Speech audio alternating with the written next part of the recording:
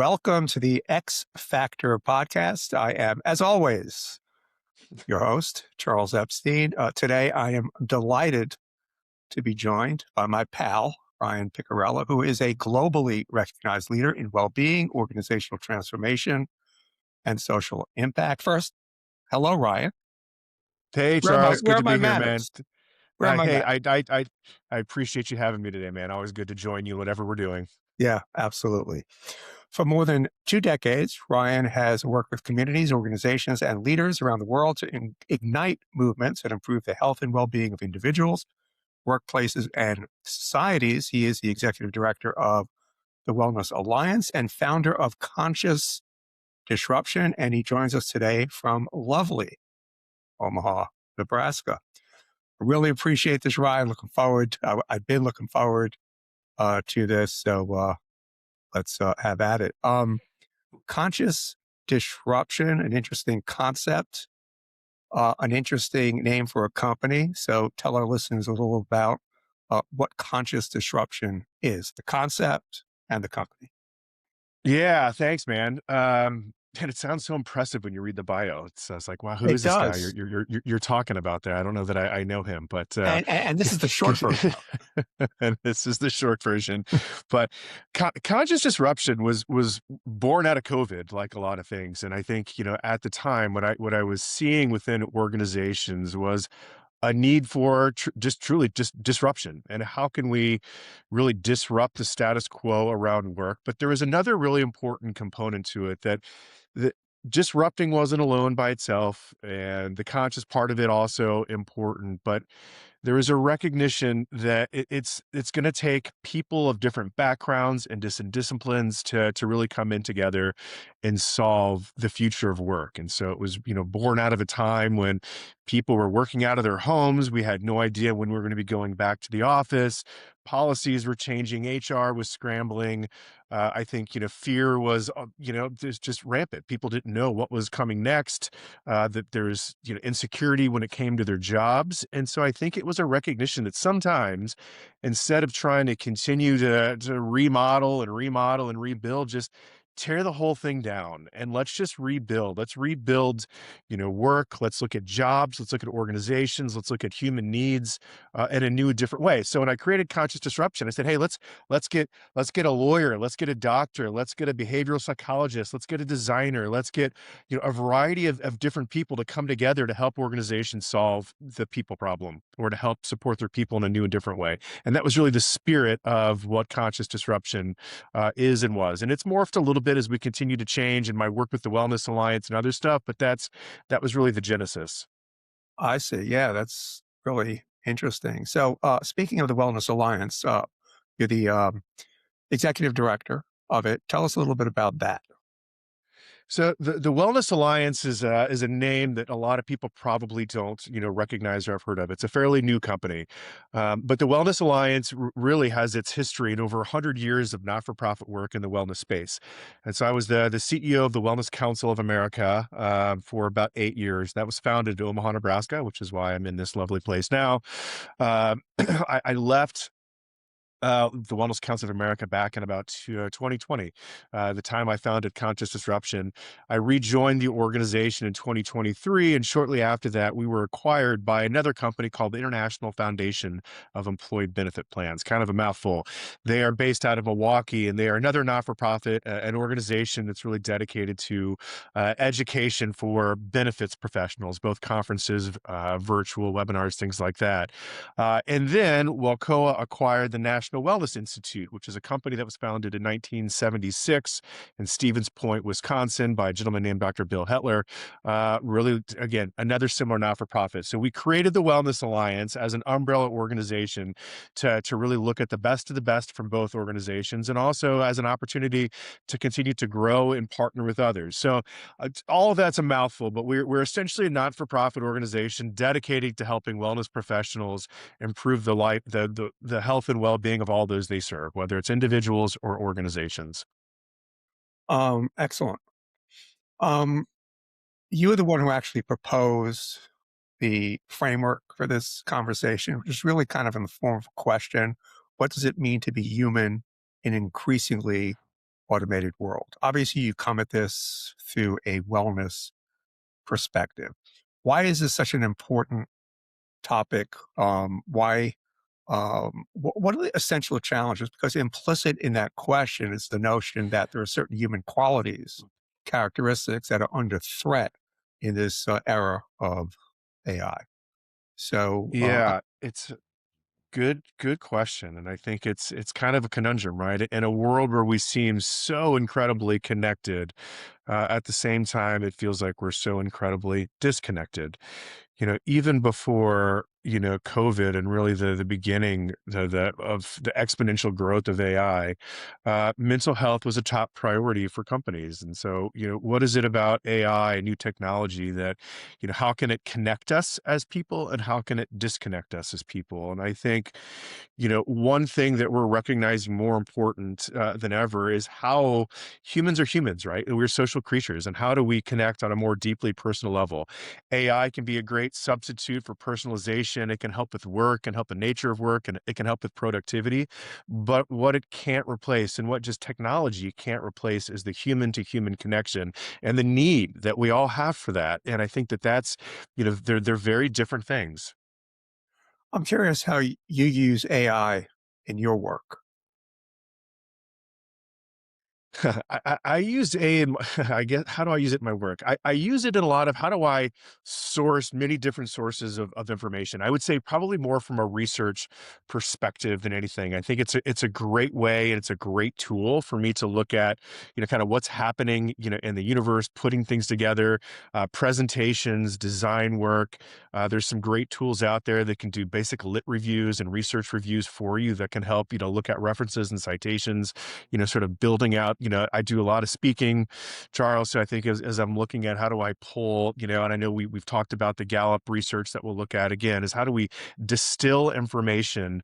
How can I distill information and, create, presentations and other types of things to really help me do what I do in my work, looking at trend analysis, looking at sentiment analysis, other things that are happening, in the world.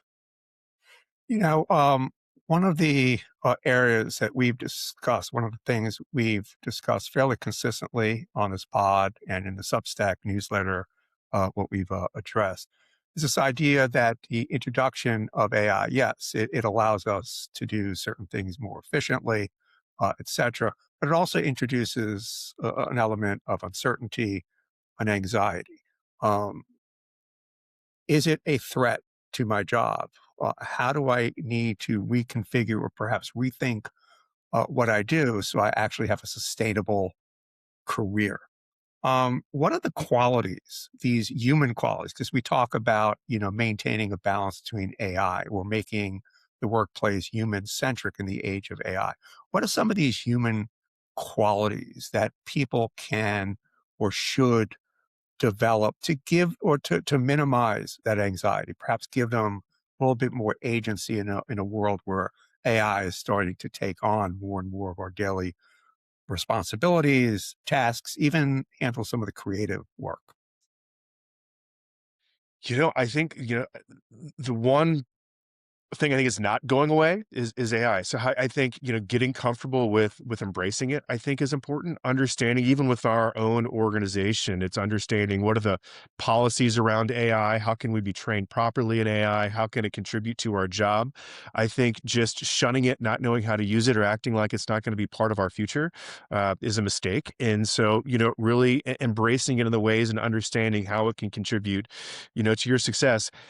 The one thing, and I wanna go back to the Gallup, survey just for a second, that I think is what was fascinating going through that. It's a lengthy Let report me too, Charles. just give some context. 'Cause that's a conversation you and I have had Oh, offline.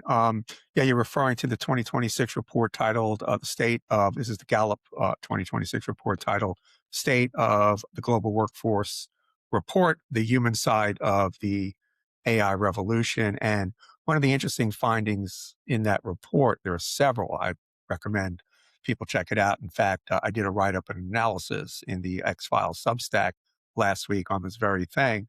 And there seems to be sort of a paradox at the center of it. So, um, the people who were surveyed indicate or say that they're feeling less engaged, but their sense of well-being has increased. And it seems to me that those two things typically move in the same direction, where now they're moving in opposite directions. So that's kind of the gist of that. I don't want to interrupt. I just want to give some context. Yeah, no, I appreciate that. I'm sorry if I'm jumping ahead, but I think an important part as I answer that question is that also highlights the study is the relationship that people have with their manager and the impact that that has, on their overall engagement as well. And so I think the AI conversation has to be a conversation that we have with our management. How are we using AI at work?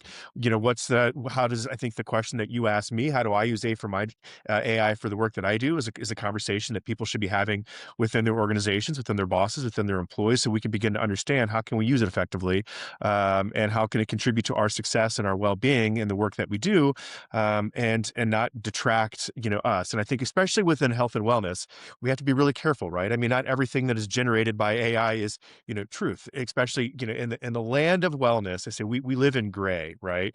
Our parent organization, a benefits organization, is very black and white by and large. You can't break ERISA, tax law, things like that. But there's a lot of information and misinformation on health and wellness. So as we, health and wellness professionals look at how to use AI, be very careful and mindful of the type of data that we're sourcing, where it comes from, and making sure that But the worst thing as all medical healthcare professionals do, the first rule is do no harm, right? So we don't want to do any Sure. harm to those that we serve or contribute to spreading information that may not be factual or rooted in true science. And I think that that's the important piece is how is our organization, our management using it? How are we using it? And how do we make sure that we're, really communicating and being grounded in the facts and not just all the information that exists in the ether? I think it was also part of this report. If not, it's certainly been in other surveys. To your point, that leadership needs to embrace this and needs to understand it and perhaps promote that understanding in various ways to their teams and their workforce. But survey after survey indicates that leaders are still kind of wary.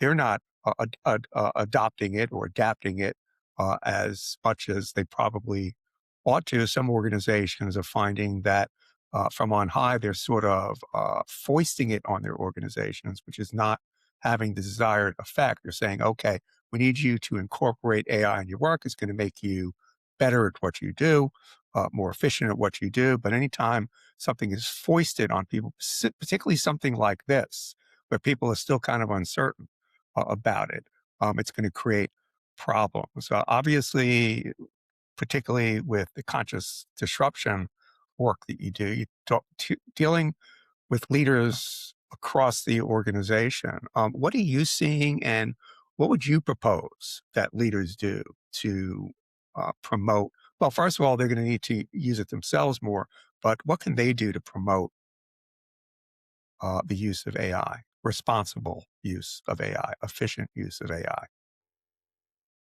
Yeah, I think there's a variety of things. I mean, I think it's one having their own, sort of grounded and rooted knowledge into the benefits of AI. I think it creates fear, right? I think if it employs the unknown and the uncertain, creates fear and anxiety and people and in leaders. And so I think it's, how do you sort of root out whatever that fear, anxiety from using it is? I think everything from even from an HR perspective, how are you creating policies around use? How are you creating safety and various protocols? How are you communicating it, through the organization? How are you, creating training and opportunities for people to learn and develop it and, test out the new skills? What are the right platforms and AI tools that are really appropriate for the work that are doing? I think there's so I see a lot of the organizations that I've done some work with. I mean, it could be as simple as putting, or not, maybe not as simple, but as putting together, whether it's an AI task force and, a group of people looking at all these various things to really begin to think about, what are the right adoption sort of protocol for an organization to begin to talk about it. So I think there's, again, there's there's tons of tools out there. What are the right ones? And I think it really depends upon the work, but, putting a group of employees together to really begin to understand and answer these questions. And like any, big implementation or change management, it's a thoughtful process. It's going to, take time. And sure, there might be missteps or mistakes along the road, but really, refining what's going to be best for the people, because at the end of the day, it can be a fantastic tool. And so getting that comfort with people that this is something that's going to help them be successful in their job, not create anxiety that it might take away their job, I think are very different sort of paradigms. And so leaders have that responsibility to, communicate effectively, to begin to build trust, and to look at all the different, sort of, facets of an implementation and of leveraging AI for their employees. Yeah. I mentioned that strange paradox that the Gallup report cited, where there is an increase in a sense of employee well-being, but a decrease in engagement, which struck me as very odd. How does that strike you, and why do you think that is? Yeah, that's a good question. I'm gonna have to go back and dig into that, because you're right. I mean, I think, unengagement, a lot of times is, tied to, I'm more engaged, I've got higher well-being, and I think that that's been the trend for a while. But I'd love to go back and, sort of dig into, what are the sort of the life dimensions that might be playing into that. Maybe I'm not as engaged in my work. Again, I'm feeling I have better outlook, I have more trust, things like that, that I'm not really sure, Charles. Well, what did you walk away thinking that that might be an indicator of? I am not sure. And it Yeah, just struck me as, first of all, counterintuitive. Doesn't make yeah, a lot of sense. I mean, a feeling of being engaged at work also means that, or should imply that you're being recognized for good work. There's a sense of belonging, and all those one would imagine would typically factor in to one's sense of well-being. Does it mean that engagement is less and less important? It just doesn't strike me as plausible. So, and the other issue is that you see studies where AI, the use of AI, is also eroding interpersonal relations. People are interacting less. It's also bringing into the organization some level of distrust, particularly among teams. For instance, I've seen this scenario where people in a certain team. Obviously, people have different backgrounds and they bring different expertise. Now, all of a sudden, with AI, there's sort of a leveling effect where I may not be a creative person, but all of a sudden, with AI, I can bring that creativity to the team, to the conversation. So all of a sudden, I'm impinging on somebody else's role. So there's also that level of distrust. So I'm not sure what accounts for it. It's kind of, to use your word, it's a conundrum. it is. And I wonder too. I mean, I could have, sort of theoretically speaking here, a positive outlook on life and well-being, and be slightly unengaged with work or feeling less productive. Typically not the trend that you'd see, but, I'll have to tease that out. I'd love to have a follow-up conversation with you, about this, and see, what might be sort of driving those results. Yeah, again, maybe it's based on how that question is asked, how Yeah. engagement is defined. Arguably, and again, we're just spitballing here because I really don't know the crux of it, the gist of it. But it could mean that people don't need to have that sense of engagement, maybe because of AI. They're a little bit more independent. And maybe the way the question was posed, or maybe the way people are looking at engagement, I don't necessarily need to engage with you to feel that I'm valued in the organization because I'm still going to be recognized for my contributions. Yeah. That could be. Another question I kind of want to ask you is people are, and as we know, there are some pretty bad outcomes from this, but people are seeking out ChatGPT and Claude, et cetera, for some personal counseling. They're using it to sort of, you know, uh, work their way through personal problems. What is your view on people using some of these tools to work through issues, anxiety, what have you? Yeah, it makes me uncomfortable when I hear that, and I know that. I think that, those tools alongside of a more comprehensive plan with whether it's a healthcare practitioner, a coach, or somebody else, I think could be okay. But I think to solely leave a care plan or a personalized wellness plan or coaching, or to really lean on one of those tools as your primary form of information in crafting a plan and staying accountable, I honestly, I think can be kind of dangerous. I think that there's a lot of good information that can come from it. But I think, really having another human to really look at the full picture, understanding your situation, the resources that you have, and truly what you need is incredibly important. I mean, I'm seeing, AI being built into existing wellness tools and platforms, which I think is fine. And I think that that can be if they're looking at, how to create personalized meal plans for you or personalized, things like this. I think a very specific sort of piece of the pie, I think is great. But if that's going to be your primary source of information and accountability and platform for using, I think can be dangerous, quite frankly. And, I think the bigger challenge is too, the mental health need that we have. A lot of that's driven by social isolation, driven by not human connection. And so, again, just leaning more into a technology tool when some of our issues might be driven by social isolation isn't going to inherently meet that problem at its core anyway. And so, again, as it relates to a piece of a plan, I think is fine. But I think having broader human oversight is incredibly important, for the conversation. Not to be reductive or black and white, which basically means I'm going to be both. Um, People tend to fall into one or two camps when it comes to AI and its role in shaping our future. Some are bullish and some are bearish. And there are some people who are quote unquote doomers and other people who think that some of the projections or prognostications as far as AI um, taking on all these jobs is going to be responsible for throwing waves and waves of people out of work. So there are some people who think that's vastly overstated. Where do you fall in this continuum? Yeah. So I'm going to answer your question a couple different ways. Good. So the first I would say I'm generally in the optimistic camp, and let me qualify that, and explain. I'm going to just speak to, sort of my sliver of the universe, the area where I live in the most, which is health and wellness, not the broader implication for all of humanity and what this is going to mean to us as a human species. That feels a too big of question to answer. When it comes to AI, I think we're going to see incredible leaps with healthcare innovation.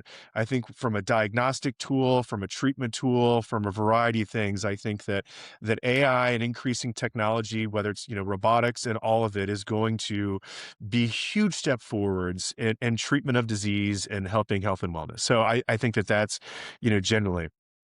I don't think there's any slowing anything down. It's not, do we want to be optimistic or not? I think we're living in a time where nothing will go this slow again. The technology is going to increasingly go faster, and quantum computing is making its way. And all of these things I think are daunting and can be totally overwhelming. And so it's sort of understanding how they can contribute to our future and what is our role in that. So from my little universe of health and wellness, I'm optimistic that it's going to bring big steps forward.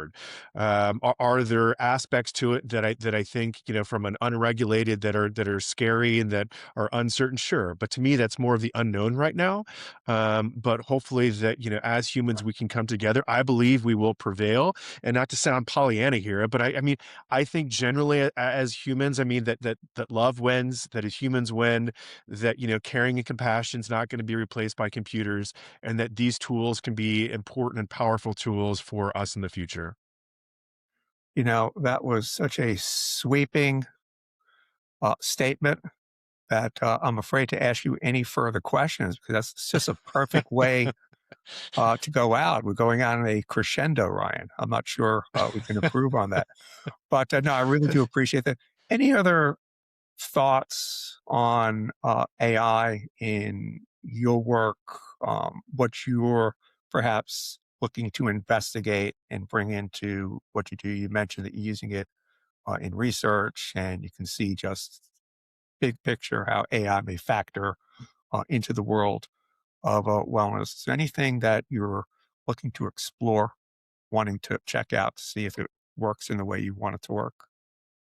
I think I'm just trying to stay in a learning mindset, and that would be my advice to anybody is, even for my own journey. I mean, I think I was using Chat GPT for a while, then I wanted to explore Claude, and there's others out there, and I think just trying to be a sponge so that I really know the differences and understand. I think we all should, as to truly understand, what are these tools and how can they help us, and that's really the only advice, and where I'm at personally is just trying to be learning and growth mindsets and openness to it and not trying to act like it doesn't exist. And that would be just my 2 cents for anybody listening, watching, or thinking about it. Yeah, no, I think that makes perfect sense. Ryan, thanks so much. Really appreciate that. And I do perhaps, I would welcome a follow up. You said you're going to dig deeper into that Gallup report. There's some things that we may want to pick up. So maybe we can have a sequel a little bit down the road to this Would love conversation. would love that. Yeah, that'd be awesome. Thanks, Charles. I Yeah, appreciate being here, man. It's good to have the conversation. absolutely. Thanks.